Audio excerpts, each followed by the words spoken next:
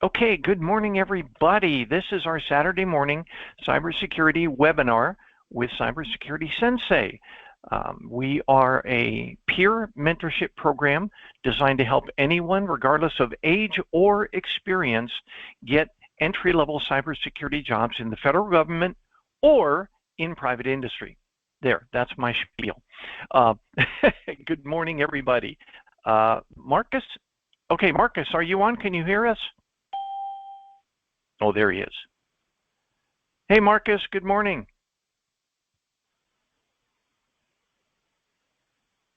Good morning. We can't hear you. There you are. There you are. Marcus, can you hear us okay?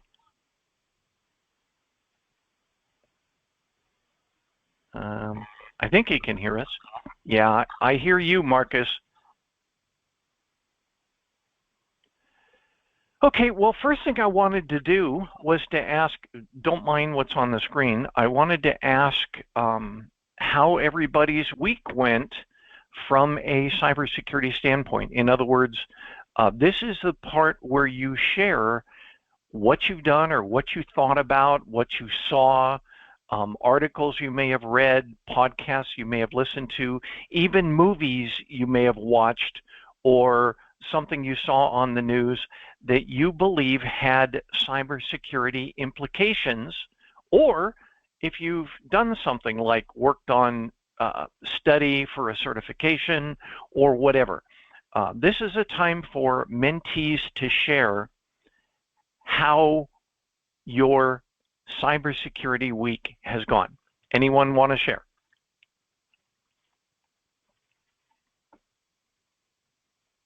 Don't all jump to the microphone. I worked on my resume this week. Okay, very good. I was kind of like putting it off. I'm also recovering from being sick, so pardon me. But yeah, I worked on my resume, so I can probably send it over to you and Christopher for review very good. here. Very good. That's pretty much what I did. I took my boyfriend to the hospital to have a procedure this past week, and I was connecting to I don't know if this is like something that they should have done or not, but I was connecting to the hospital Wi-Fi, and I noticed like one of the printers was like in the network, and I'm like, should that printer be like just available to connect without a password? I don't know if that's a thing or not, but I was like, it seems like the hospital printer should have a password on it, but I don't know. Maybe that was just my thinking. You saw the hospital printer on the guest Wi-Fi? He was in the Wi-Fi list when I was trying to connect to the guest Wi-Fi. Like, oh, okay. All right. So, yeah, you actually saw the wireless card on the printer. Oh, okay. Yeah, the wireless card was broadcasting its SID. Should it be doing that? That's not unusual, okay. But it is unusual if you can connect to it. In other words, if it's not password protected. Yeah, it did not look like it had a password. I didn't try to connect to it, but it did not look like it had a password on it. And I was like, that's kind of weird. Okay. Okay. When you are looking at particular wireless networks, usually I'm just thinking about like your phone or your iPad, usually it'll show the SID name, and then to the right, it'll show a little lock. Okay. And that lock indicates that the SID, the wireless access point, in this case, the wireless NIC on the printer, also broadcasts the security level that's needed to access it. And if it's like WPA2 or higher, I think, then the lock shows up. But if it's not, it still could be password protected. And of course, you didn't attempt it, but it could be password protected, just that it didn't broadcast that it had certain security. So when you see those little locks, and if you see an access point that doesn't have a lock, that doesn't mean that free access is still available. It's just it's helpful, but it's not authoritarian. So yeah, it may not have been a problem. I know that the best practice is usually to have all of your devices onto a segregated network. Like all of the printers need to be on a printer subnet or something like that. That is a very good way of doing it, because you don't have workstations and servers and switches and printers and wireless access points, routers all together on the same network. That is a recipe for problems. But you know, most organizations have that figured out, and many wireless access points, well, even my home routers. I just installed a wireless mesh for my house, and as I was standing it up, it's like, do you want to turn guest Wi-Fi on? I'm like, yeah. In other words, if somebody wants to connect, they can connect, but the guest network is totally separate. The only thing on that network are activities or devices that have connected to that network, and it can't pass from the guest over to the private wireless. It's like two separate networks. So that's a good way of doing it. Your view of the printer, I wouldn't have considered that to be a good idea. Okay. So, yeah, good stuff. Fun to learn, and you don't see it. Many of us don't see it. You walk into a place and they're like, "Hey, we have Wi-Fi, you know, and here's the password." Okay, well, you get on and you know, do non-official stuff. Don't pass your credit card information, you know, those sorts of things on the guest network. Most of the time, they suggest you don't connect to a guest Wi-Fi at all because it's public. And that means other people can watch your traffic. So just something to be aware of. Like in a hotel, well, hotel is one, but airports. Airports are notorious for having people out there lurking and watching wireless traffic. So don't let them watch you. So very good. For your resume, before I forget, did you follow some of, you know, Chris and I usually have a lot of recommendations we repeat a lot. Have you listened to some of those already and set your resume up in that manner? Yeah, I'm trying to remember. I know I could go back and watch a video from the resume class because I was a part of that, but I do remember, like, sorry, you talking about the font not being too small. What's a good font size again for a resume? 12 pitch. Okay, that's what I thought. All right. Or 12 points, I guess is called. Yeah, the default for Microsoft Office, think about it that way. It's either 11 or 12. Okay. But yes, I remember, I won't mention names because this person is still a mentee, but this person sent a resume that was so small I could barely read it. It was like 9.5 pitch and 5-page or 5.5 pages long. And when I moved it up to 12 pitch and standardized the borders, the thing was 7 pages long. I said, "Oh no." Not unless you're applying for a federal government job, and this wasn't. So yeah, try and keep your if you're looking for a federal job, your resume needs to be different. Your private industry resume needs to be short. And the main reason, I think I told you guys about it, right? Why does your resume need to be short? Do you remember? Anybody? Well, for one, they don't have time to sit there and read all of it, so they're gonna do like a quick glance. They're gonna look for what they're looking for. Yep, that's exactly right. They scan resumes. I did it. I was a hirer for many years, so I can say conservatively I've looked at over 1,000 resumes. The Indeed.com reports that studies show the this is average time that a HR recruiter or a hiring manager spends on your resume is how long? Anybody guess? I think you said 7 seconds, right? Yep. So how are they going to get through a 3, 4, 5-page resume in 7 seconds? They're not. They lose interest by the time they get halfway down page 2. And that's it. You had your chance, and off they go. They say nope, too much. There's a cute little acronym, TLDR. You guys heard of that one? TLDR. Too long, didn't read. and I've heard people use that in meetings, in etc. Too long, didn't read, and that was it. You had your shot. So you've got to make sure that all your power is right there. And so, Melanie, my recommendations are, and you may have done this is just general, make sure that anything related to cybersecurity or IT is high up in your experience bullets.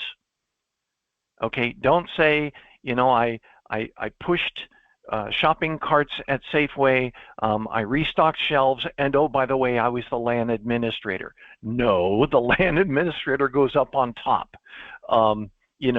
Those sorts of things. I helped them set up their wireless or whatever. No, that goes at the top. Even if you only did it once, that's what the recruiter is going to be looking for. So don't make them have to search your resume to find that stuff. Move it to as high as you can on the experience bullets, and make sure that it uses words and phrases that you think they're looking for. And how do you know if they're looking for it or not? This is really important stuff.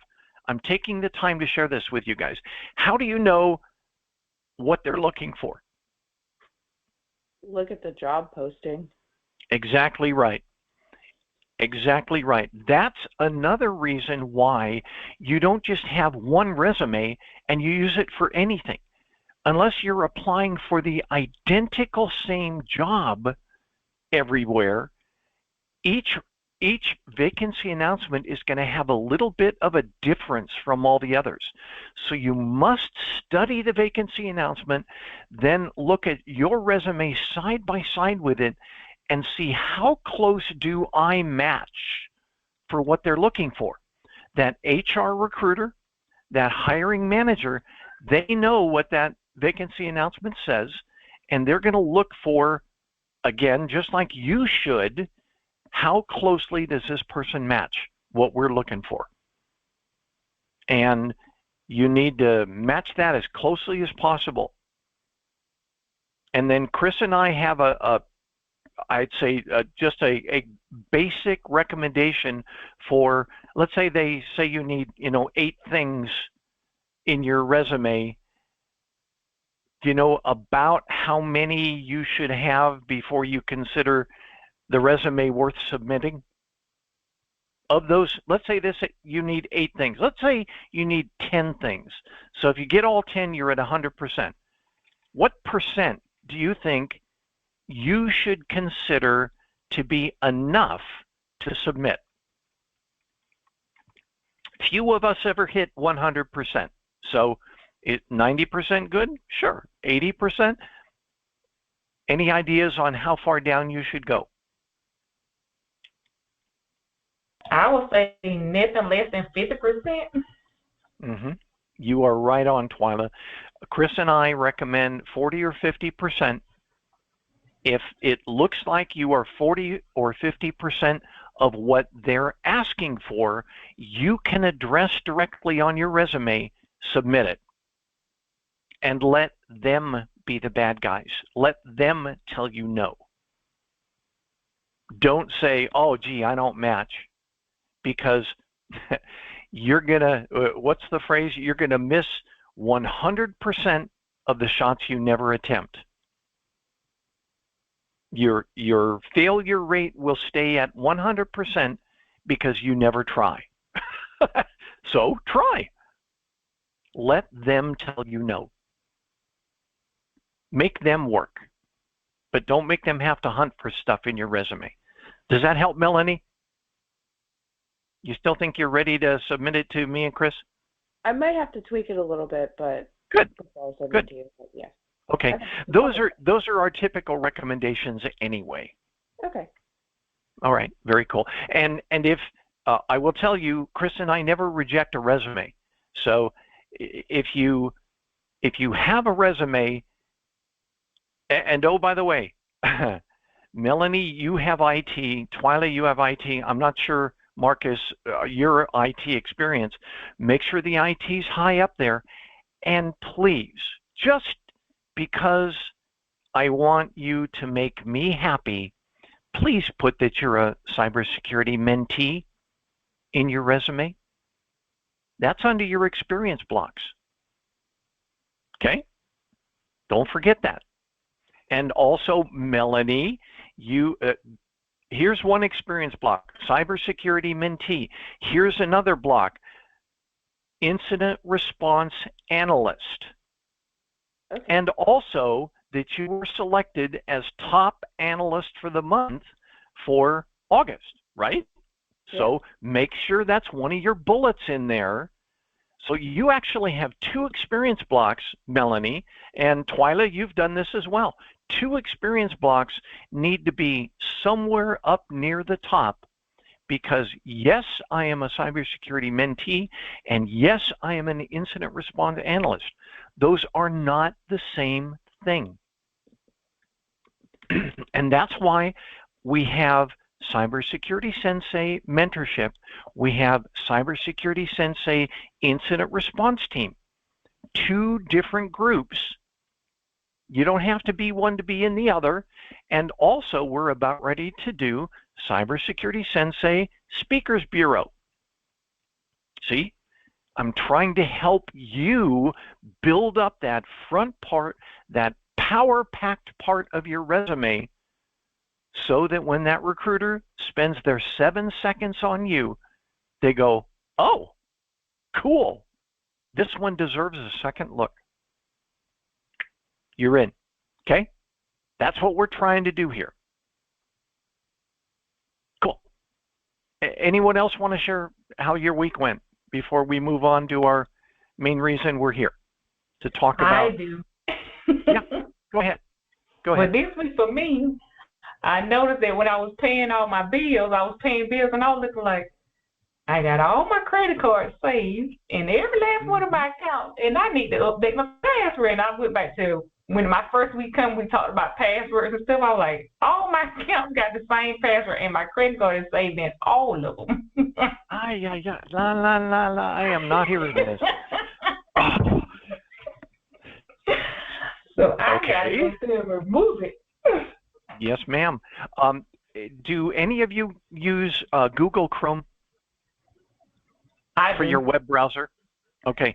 You notice that Google Chrome has renamed or I'd say beefed up their browser now, and they now include Google Password Manager by default with your Chrome browser. You guys seen that? Yeah, they have it on Microsoft Edge too. Okay. You should use one or the other. Try not to use both. Okay. But yeah, if you do nothing else, use one of those password managers. Mm-hmm. If you do nothing else, what I mean is if you have your own password manager like Keeper or LastPass or whatever, use that. But if not, use like Google.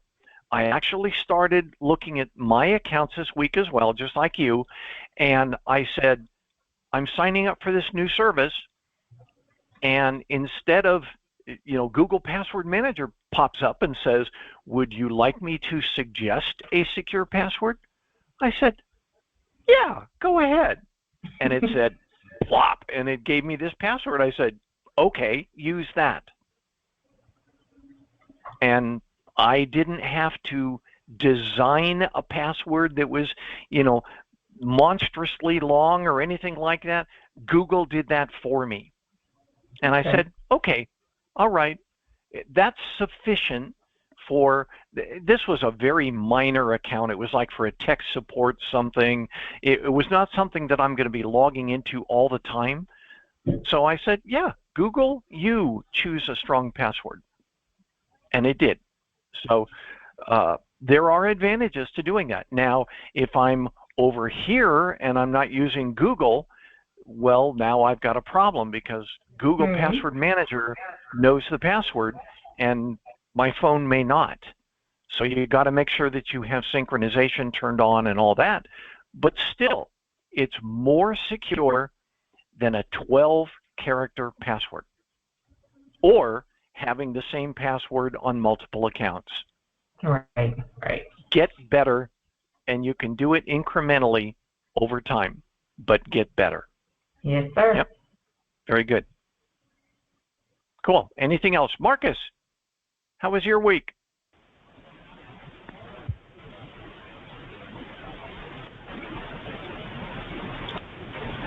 Marcus, you unmuted yourself. I hear background noise, but I don't hear you talking.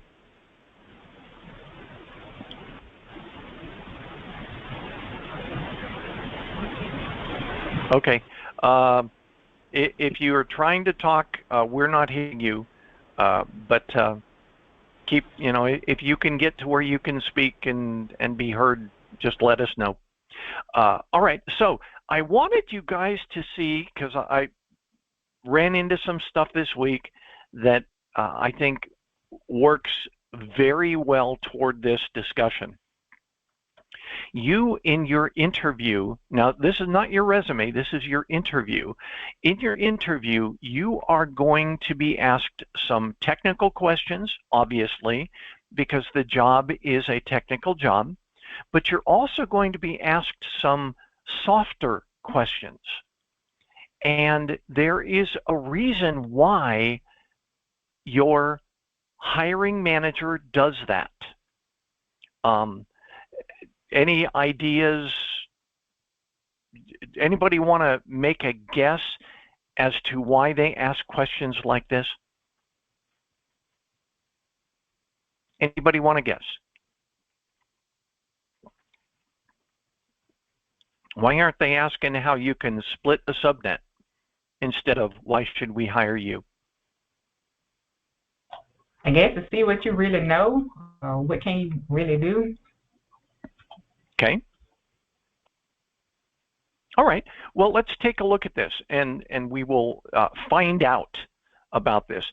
Just so you know, I brought this directly from Indeed, so you can go out there and look this up. It's called the Indeed Career Guide, and it's a good read. There is lots of good information and videos out there.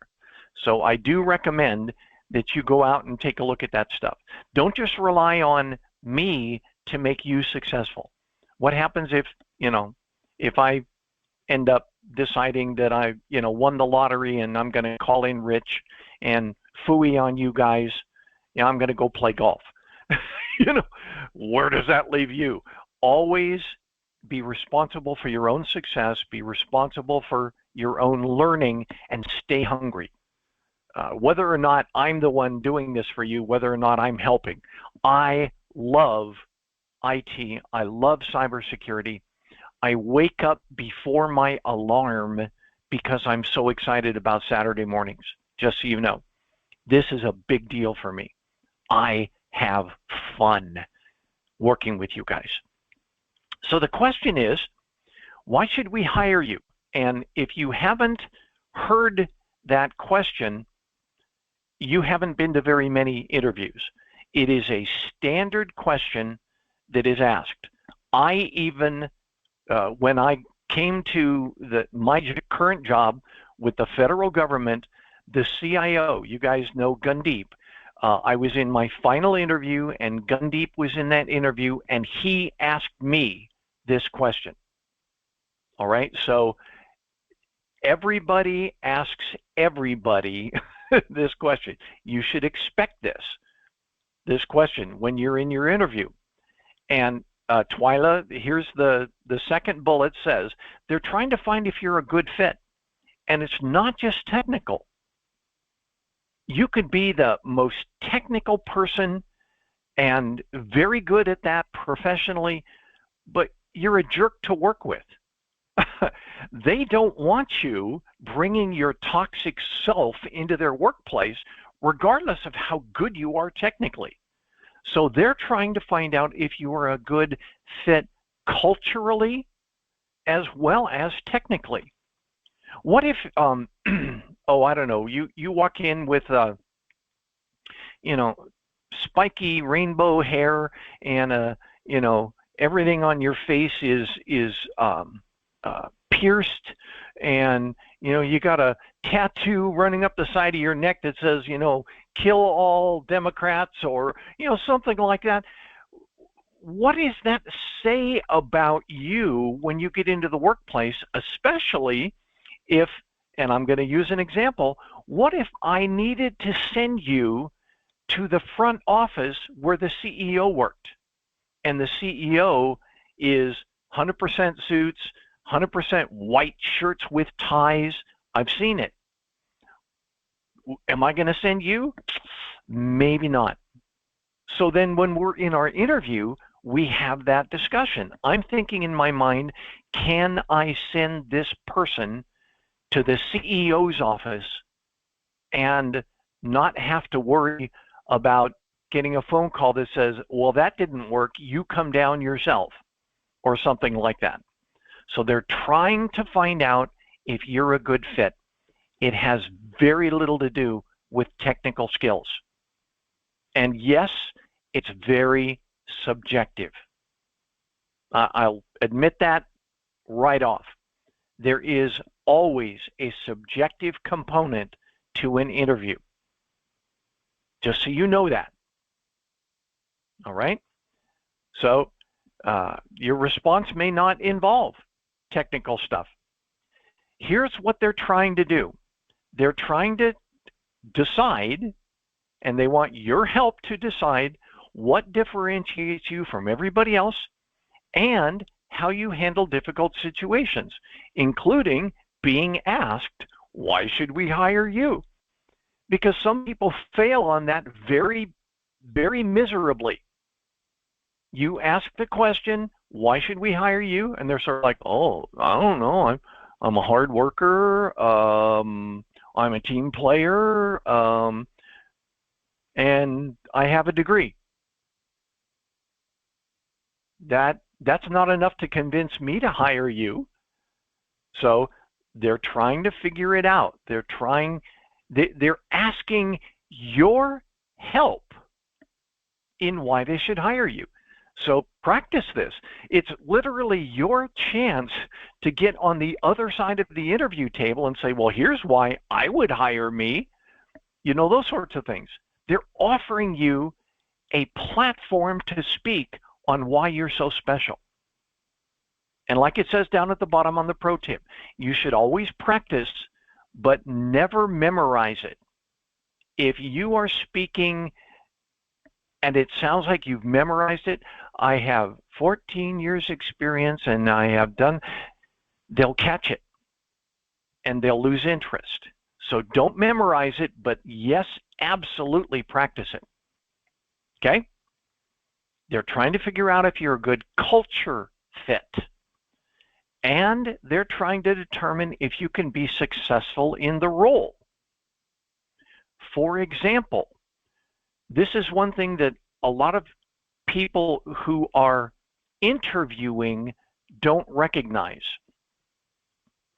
When I'm hiring, I want to look and see, number one, that the individual is growing professionally, but also that they're somewhat durable.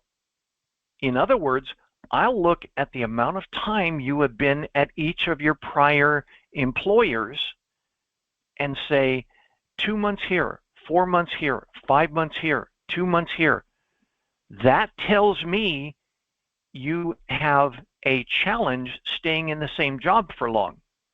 So I'm going to ask about that, because I don't want to be 2 months down the road or 4 months down the road. I don't want to be interviewing your replacement. Think about it. So that's why they ask. Hey, it says you've been, you've had 4 jobs in the last 2 years. Can you tell me why? That's what they're trying to find out. Am I going to be having to interview your replacement 6 months down the road because you've gone to another job? If so, maybe I don't want to do this. Just so you know, that's what's on the employer's side of the table. And another one, they say how you might contribute to their short-term and long-term success.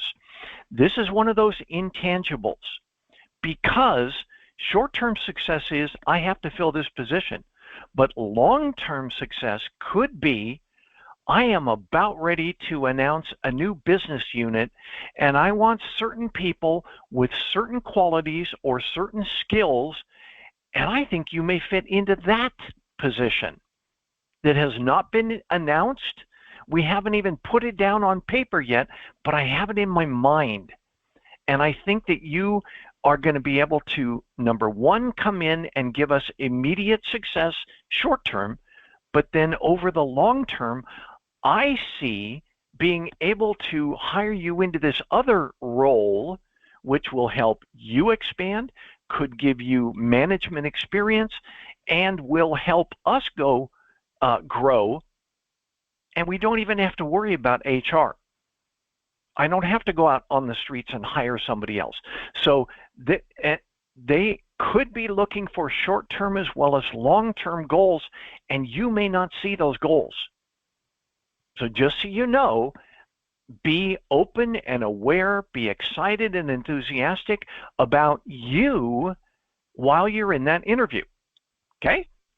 So, and like I said before, this is your opportunity to describe in your words why you're going to be an asset to them. Take that opportunity. That is a solid gold opportunity. And I'll tell you, here's how I went with my CIO when he asked this question. There were 3 people. It was a CIO, the deputy CIO, and the director of admin programs within our organization. So this was my final interview. It was make or break, and I was down to the short list. I think they were only interviewing like 3 people. So I knew it was short list. They said, the CIO himself, last question of the whole thing, why should I hire you? Well, I've done this and it's improved this much. I've done this and it has reduced our incidents this much. I have, in other words, this is what I've done. This is how it has helped, etc. And then I got to the final end of this, and I sort of said this on purpose.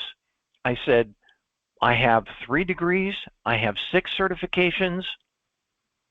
To me, it's obvious why you should hire me. And I just let it go at that. I literally dropped the mic, if you want to think about it, during this interview. This is how I've helped your organization up to this point, and I know I can do even more if you hire me into this position. And oh, by the way, I've got 3 degrees and 6 certifications, so there's no reason not to hire me.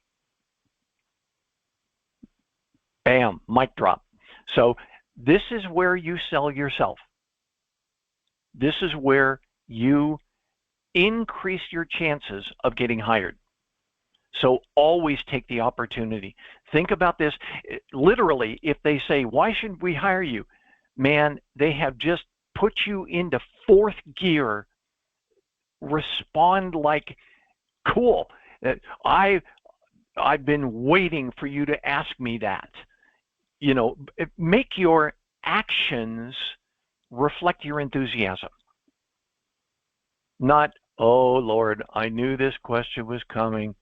How do I respond? Don't ever go there. Be excited and let your excitement be contagious to your listeners.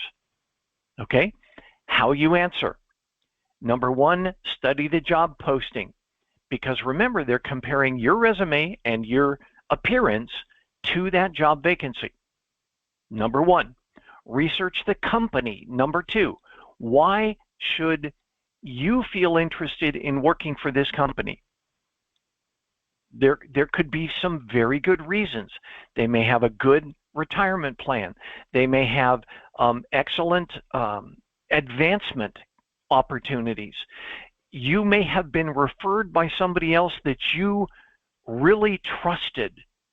That's the point where you could talk about that and say, well, John Smith referred me, and I know how good he is with you. I want to be just as good, or something like that. Now, that's a two-edged sword, because not always does your referral have a good reputation themselves. You may think they have a good reputation, but they may not. Why? It could be something as simple as he kept parking in the CEO's parking space. It has nothing to do with technical, but the guy's just a jerk out in the parking lot. You don't know. So, use that judiciously. Be careful about stuff like that.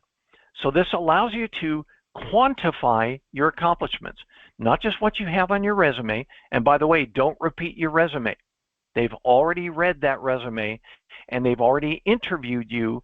This should be new stuff. And consider specifically what sets you apart from the 100 other applicants that they could have been interviewing for the job. And here's something very important. There's a difference between confidence and cockiness. All right? You've got to be able to point out that you are also humble. You don't know it all. Don't ever tell them you do. You don't know it all. You're hungry. You want to learn. Those sorts of things. They'll catch on with that, but realize that it's not all about how good you are. It's also how learnable you are, how interested you are. Those sorts of things. Those all come out. You could say there are a lot of different approaches for this. You should hire me for my passion, for my experience. Experience is technical as well as managerial. For my proven ability, your track record with other companies or in other positions, or for my drive. Take a look at all of the things that I'm doing on my own as a volunteer. I am in a cybersecurity mentorship program as a volunteer. Nobody pays me to do this because I want to learn more. That's called drive. All right, this is where you accentuate that. And remember always to tie it back to that job vacancy announcement. Making sense? Here are some other possible answers, and this came straight from Indeed. So I'm not going to go through them all, but as you can see, there are different ways that you can approach this. And one of them, second from the bottom, you have a deep belief in the company's mission. And that could be a company that is well known for doing things like, hiring disabled veterans, or their advocacy in the community in helping with children's school programs. There could be a lot of different things that, think about it. If they are thinking about hiring you, they want to know why you want to come to work for them. And it's a job and it pays okay are not two of the things that you should be highlighting. There should be other things along with that. What if this is a company that's big on, let's say, school advocacy programs, and you're a homeschooler? They do public school and you're a homeschooler. Well, don't bring that up. But if they're in public school and you're a tutor, wow, I've seen how your company benefits this local school district. You make a difference, and I want to be part of that difference. Wow, you just threw a huge compliment to that company because you've observed what they consider to be important, and you reflect that. See what I'm saying? Man, what if that hiring manager was the one who came up with that program? You have just given them a 100% kudo right in the middle of the interview. You said, I appreciate what you're doing, and I want to be part of it. Holy smokes, you're hired. So just something to think about. Here's a quick question to ask yourself. Are you a culture ad? In other words, do you bring enough uniqueness and positiveness and something that they could be looking for? We're trying to get rid of the old guys, and we're trying to bring in new blood. You could be part of that new blood. So be thinking about that. How do you identify yourself as being new blood? Okay, so here are some things to avoid. Don't come across as being arrogant. You'd be a fool not to hire me. I jokingly say that sometimes, but you should never say that out loud in an interview. You'd be a fool not to hire me. That's a little much. Overly confident. I already know everything. Well, if you already know everything, sure, I can hire you, but how am I going to keep you interested in staying if you already know it all? You're not going to stay with us. See what I'm saying? There are a lot of mind things going on behind the face of your interviewer. Am I going to have to hire this person's replacement because they're going to leave me soon? Are they going to be a jerk at work and create or contribute to a toxic work environment? I don't want those. It has nothing to do with your technical skills. So another thing to watch out for, don't speak for too long. You've heard us talk about your elevator pitch. You guys remember that? Your elevator pitch? Do you remember how long an elevator pitch should be? Maximum. Anybody remember? Your elevator pitch. What's so special about you? Bam, you're on. How long do you have before they start losing interest? Maximum 30 seconds. 20 seconds if you can do it. That's how long you've got. When they say, why should we hire you? Don't make it any longer than 20 to 30 seconds. Well, I'm a Girl Scout den mother. Well, I'm with the Greenpeace, and well, I'm with you can go too far. All right, keep it short, keep it powerful, hit it and quit it. Okay. And another one, saying I don't know. Why should we hire you? Well, I don't know.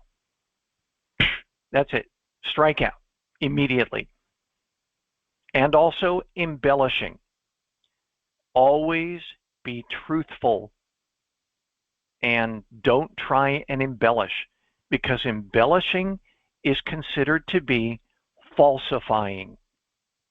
And on every job application it says, if you're not being truthful and we find out about it, we're going to fire you. And I have fired people because, or I've refused to hire them in some cases, because what they said on their resume and what happened in real life were not the same. Bye. I don't need that sort of drama. I don't need that sort of deception. Okay? So don't embellish. Be excited. Highlight your high points, but don't embellish. Okay? So if you're nervous about describing yourself, ask someone else, someone you trust, to share with you what they think your strengths are. And then see if you can incorporate some of those. Ask them, what's so good about me? Why would you hire me? And see what they say.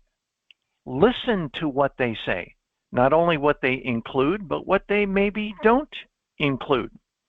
That should give you lots of clues about how you come across to other people.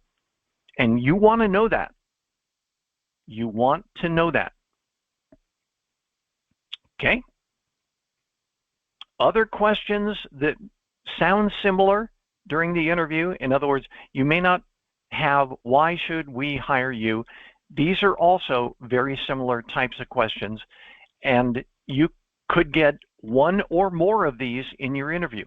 What makes you a good fit? That's a one where they are looking for exactly how you match up with the job vacancy announcement and the company. We're not talking anything else except the job vacancy announcement and the company. What makes you a good fit for this role? What about our company culture interested you? That's where you talk about, well, you guys are already doing this. You guys are leaders in this. You guys won an award last year because of this. That's all your research. Go on their website and see what that company says about themselves.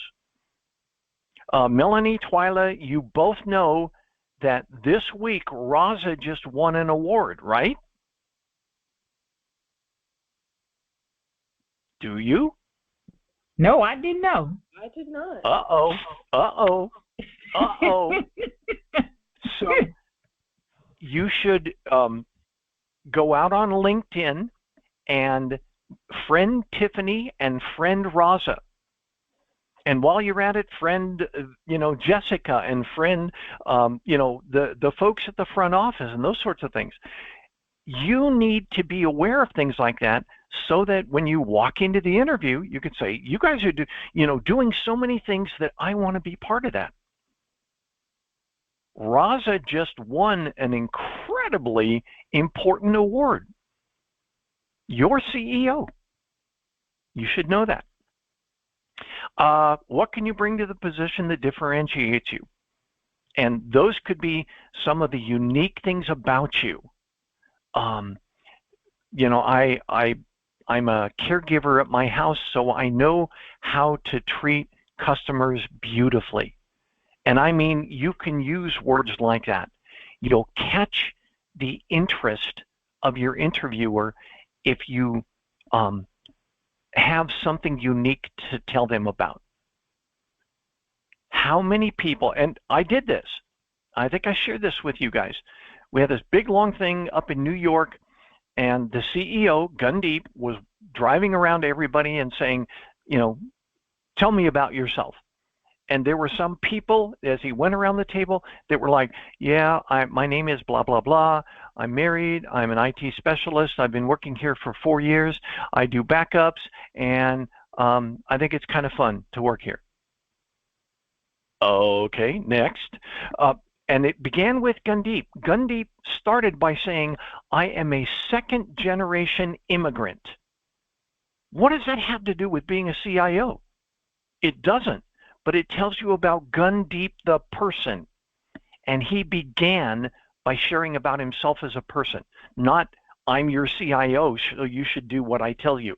No, he shared about himself. So reflect that and share about yourself. When it came around to me, I said, hi, I'm Scotty Ward. I'm the program manager, and I love IT.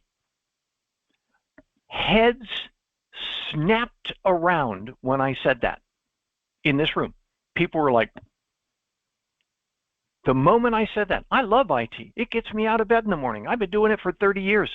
I can think of nothing more fun to do than this. What? From a program manager, I say, I have fun at work. I dig doing this. And for the next year, whenever we'd pass each other in the hallway, I'm giving you guys a secret here.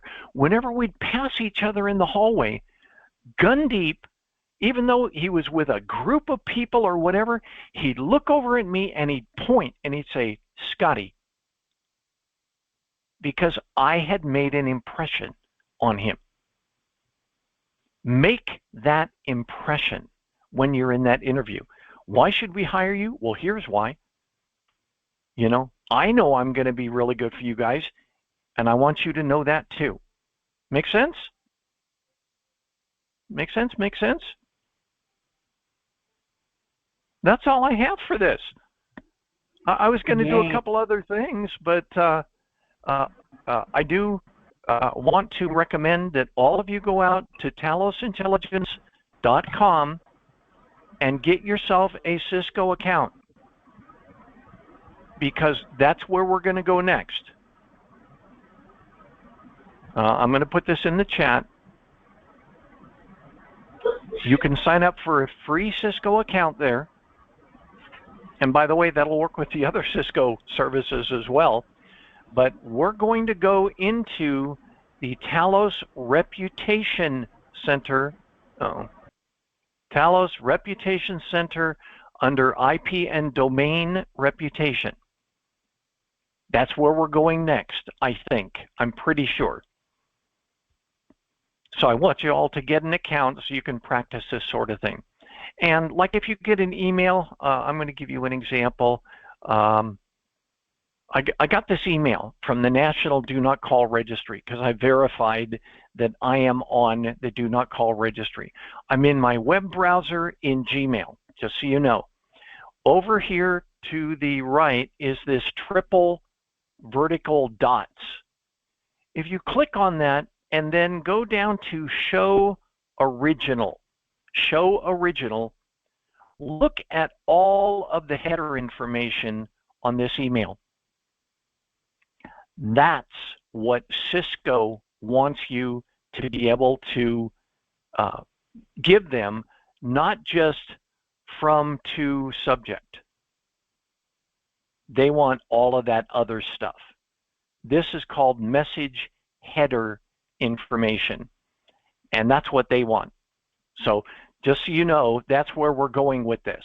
Same email, but when you're looking at it here, all you see is from to subject, etc. But there's a lot more. Okay? So practice with that. Show original and take a look at it. Wander through there and look at it. This Do Not Call registry is tied together with the FTC. I don't know if you guys knew that, but Do Not Call and the FTC, Consumer Sentinel, I spoke with you guys about that other one. That's reportfraud.ftc.gov. This comes from an associated server. And I found that out by going out to Show Original. Good stuff to know. All right. All right. Any other questions before we finish up? Can you hear me now? Yes, I can. Hi, Marcus. Hey, how's it going? So what is the process exactly for the incident response? Okay. I had the links for it, but I ended up losing them. Yeah, the important thing to do, number one, is find spam or phishing emails, either sent to you directly or to like your family or friends or neighbors. Mm-hmm. Get a hold of that and then go out to reportfraud.ftc.gov. This is a URL that I know by heart, if that gives you an idea. I have, put a whole lot of reports up there. Okay. Reportfraud.ftc.gov. When you do that, you are marking and reporting these things as being fraudulent emails, and they are made available to law enforcement people afterwards for their crime investigation. Okay. And let's see, the last thing that you should do, let me go down to my drive. The last thing you should do after you've made that report is go to our report form, and I'm going to put this on the chat. I do not publish this on the internet because I don't want other people getting in and polluting our report form. So number one, collect spam or phishing. Number two, report it at reportfraud.ftc.gov. And then number three, fill in this log form so I can give you credit for having done what you just did. Gotcha. All right? All right. And if you have any other questions later on, just, come find me directly. You can get me on LinkedIn Messenger. You can get me on Facebook Messenger. You can send me a direct email. It doesn't matter.